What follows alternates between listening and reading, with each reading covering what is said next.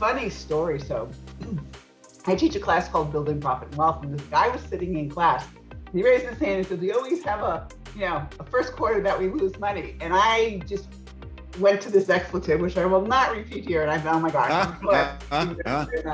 He goes, "No, this is fine." And so he became a client last year. And this year he had the best first quarter and the most profitable. Oh my gosh. He's ever had.